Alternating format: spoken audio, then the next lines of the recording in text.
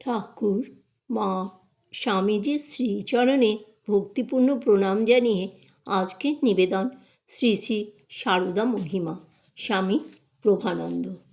শ্রীরামকৃষ্ণ ও শ্রী সারদার মধ্যে সম্পর্ক ছিল চিরমধুর, সর্বকালের জন্য আদর্শ স্থানীয়। উভয়ের গুণ ও কৃতির সমজদার ছিলেন। শ্রী সারদা ছিলেন শ্রীরামকৃষ্ণ ভাবানুরঞ্জিতা। তিনি শ্রীরামকৃষ্ণের আড়ালে নিজেকে প্রতিস্থাপন করেছিলেন, কিন্তু মাতৃভাব তার মধ্যে পূর্ণ বিকশিত হয়ে উঠলে সে আড়াল খসে পড়েছিল। তিনি স্বমহিমায় সমুদ্ভাসিত হয়ে উঠেছিলেন। তাদের দুজনের মধ্যেকার ব্যবহারিক সম্পর্ক নির্দেশ করে স্ত্রী মায়ের মন্ত্রশিষ্য স্বামী বিশুদ্ধানন্দ বলেছিলেন, তাহলে শ্রী মাকে কোন দৃষ্টিতে দেখেছেন ঠাকুর? আমার মনে হয় 3 রকমভাবে। শিষ্যরূপে উপদেশ করেছেন, পতিব্রতা রূপে তাকে পদসেবার অধিকার দিয়েছেন এবং জগদীশ্বরী রূপে পূজা করেছেন। শ্রী মাও তাকে পতি, গুরু ও ইষ্টরূপে সেবা পূজা করেছেন। সুতরাং এ সিদ্ধান্ত করতে হয় যে তারা একই ভাবাগ্নির 2টি শিখা, তাদের জীবন সাধনা একই উদ্দেশ্য অভিমুখী। এদিক থেকে তারা দুজনে অপৃথক সত্তা। তাদের দুজনের মধুর সম্বন্ধের ইঙ্গিতবহ একটি মনোহর দৃশ্য স্মরণ করা যাক। দক্ষিণেশ্বরে নবতে বসে শ্রীমা একদিন সমস্ত দিন ধরে একটি বড় গোড়ের মালা গাঁথলেন। ঠাকুরকে বলে পাঠালেন ওই মালা তাকে পরতে হবে। ঠাকুর মহারসিক। সেই সুন্দর মালাখানি গলায় পরে তিনি গান ধরলেন, ভূষণ বাকি কি আছে রে, জগচ্চন্দ্র হার পড়েছি ইত্যাদি। যারা দেখল, যারা শুনল, তারাই উভয়ের দিব্য সম্বন্ধের চমৎকারিত্বে মুগ্ধ হয়ে গেল। শ্রীরামকৃষ্ণ শ্রী সারদা জুটির প্রধান অবদান, তারা বর্তমানের ভারসাম্যচ্যুত মানব জীবনকে আধ্যাত্মিকতা দিয়ে সঞ্জীবিত করতে চেয়েছিলেন। মানুষকে তার চলার পথের ধ্রুব নক্ষত্র ঈশ্বরের সঙ্গে পরিচয় করিয়ে দিয়েছিলেন। এই দায়িত্ব শ্রী সারদা পালন করেছিলেন একটি অসাধারণ কৌশল আশ্রয় করে, মাতৃভাব বিকশিত করে। পূর্ণ বিকশিত মাতৃভাবের সুরভিতে তার জীবন অঙ্গন ভরপুর। ঈশ্বর অবতার পুরুষ ও নারীর বেশে অতীতে অনেকবার আবির্ভূত হয়েছেন। এবারকার আবির্ভাবের মধ্যে দেখা গিয়েছিল একটি অনন্যতা। অতীতে অন্যান্যবারে অবতার সঙ্গিনীর ভূমিকা ছিল গৌণ।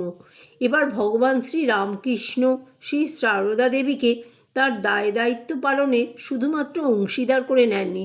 তিনি স্থূল দেহে লীলা সংবরণ করার পর শ্রী সারদা প্রায় 34 বছর সেই গুরুদায়িত্ব সুচারুভাবে পালন করেছিলেন। এর অতীতের পশ্চাৎপটটির দিকে দৃষ্টিপাত করলেই শ্রী সারদা দেবীর ভূমিকার গুরুত্ব বুঝতে পারব। খোলা মন নিয়ে অতীতের দিকে তাকালে চোখে পড়ে একটি রূঢ় বাস্তব। ভারতবর্ষ বেদ উপনিষদের যুগে নারীদের মধ্য থেকে ব্রহ্মবাদিনীর সৃষ্টি করেছিল, কিন্তু নানা কারণে স্মৃতি পুরাণের যুগে সেই মহৎ আদর্শ প্রায় ধূলিসাৎ হয়েছিল। নারী জাতির ক্রমাবনতি তাদের যেন অতুল গহ্বরে নিয়ে ফেলেছিল। সমাজ তাদেরকে ভারবাহী গর্ধব এবং সন্তান ধারণ করবার দাসীস্বরূপা করে ফেলেছিল। এ ধরনের অবনতি অপ্রতিরোধ্য গতিতে চলতে থাকলে ভারতীয় সংস্কৃতি যুগে যুগে কিছু না কিছু মহীয়সী নারী চরিত্রের জন্য গর্ববোধ করেছে। ভারতীয় সংস্কৃতির প্রাণশক্তি গুটিকত সমুন্নত নারী চরিত্র সৃষ্টি করেই ক্ষান্ত হয়নি। সাধারণ নারী সমাজের মধ্যে মোটামুটি একটি উঁচু মাত্রার মূল্যবোধ বহমান রাখতে সমর্থ হয়েছিল।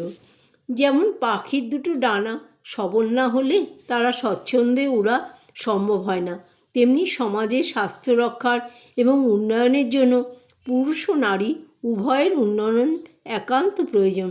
কিন্তু তদানীন্তন ভারতীয় সমাজে নারী জাতি অবহেলিত, নির্যাতিত, পদদলিত। এই নারী জাতির উদ্ধারের জন্যই রামকৃষ্ণ অবতারে শ্রীগুরু গ্রহণ, সেই জন্যই নারীভাব সাধন, সেই জন্যই মাতৃভাব প্রচার। এই সত্যটি উদ্ভাসিত হয়ে উঠেছিল স্বামী বিবেকানন্দের ঐতিহাসিক চেতনালোকে। কিন্তু নারী জাগৃতির ভাবনাকে বাস্তবে রূপদান করবার জন্য একান্ত প্রয়োজন ছিল একটি জীবন্ত আদর্শ। এই প্রয়োজনটি মিটিয়েছিল পরিপূর্ণ মাতৃভাবে বিমণ্ডিত শ্রী সারদা চরিত্র। শ্রী সারদা দেবীর জীবন ছিল একটি অতি তেজসম্পন্ন সন্ধানী আলো। এই আলো ভারতের সমগ্র নারী জাতির উপর বিচ্ছুরিত। তিনি তার এক জীবনে ভারতের নারী জীবনের জাতীয় আদর্শের সমগ্র গল্পটি যেন অতিবাহিত করেছেন।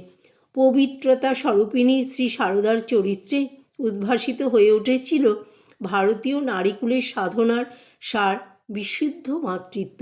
ঘনীভূত সেই বিশুদ্ধ মাতৃত্ব আত্মপ্রকাশিত হয়েছিল তার জীবন দর্শনে। আত্মকেন্দ্রিকতা, নিষ্ঠুরতা, বিদ্বেষ কণ্টকিত আধুনিক জীবনযাত্রার আবহে পুরুষ নিপীড়িত নারী সমাজ মায়ের জীবন দর্শনের মধ্যে দেখতে পাচ্ছে আলোর সন্ধান। জয় ঠাকুর, জয় মা, জয় স্বামীজি।